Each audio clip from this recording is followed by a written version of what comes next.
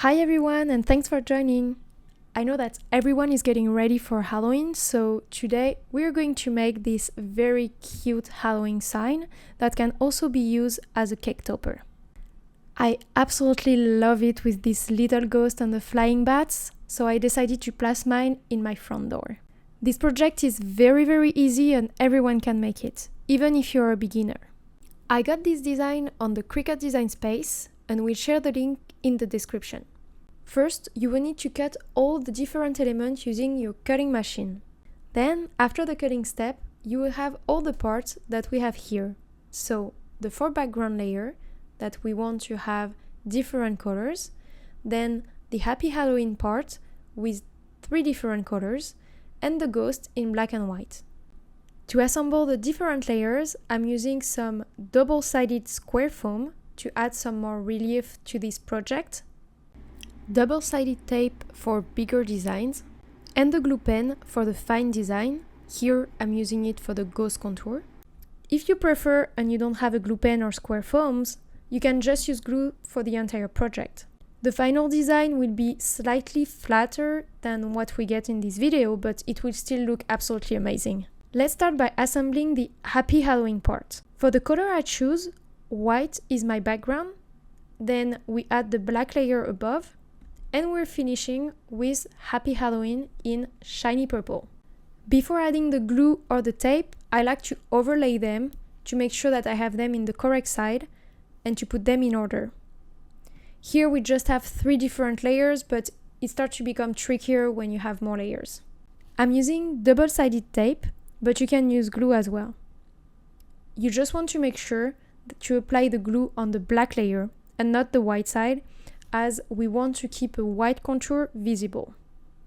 As I love to add some relief effect for my projects in general, I'm using double-sided foam squares here on the Happy Halloween part. For the foam squares, I like to place them at the beginning and at the end of each line, so on the H, Y, and N, but for more support, I also add one in the middle on the O. Then, just remove the protective film on the foam squares and align the design on the black layer. You also want to keep a black contour visible, especially if you're working with glue. With the foam, it's slightly easier as you're going to have a gap in between the black and the purple layers. Look at this, I love it. It's only the beginning, but it already looks great.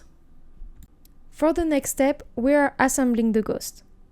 Before gluing the ghost, check on the moon part of your final design which side of the ghost will be visible to know which side you need to put the glue on.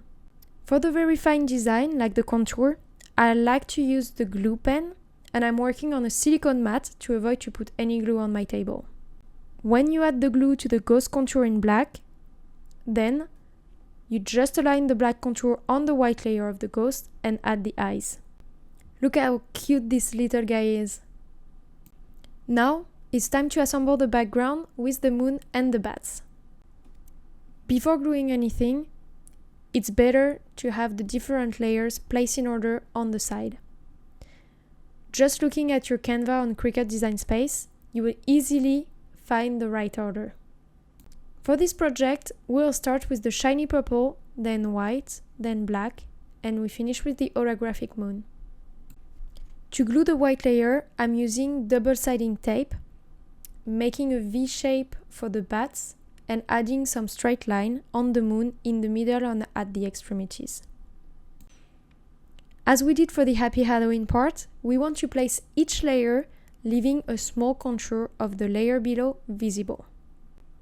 For the black layer, my little foam square are back to add more volume and give the impression that the bats are floating in the air. I'm placing the foam in the shape of a triangle for each bat and add few more for support on the moon at the extremities and in the middle.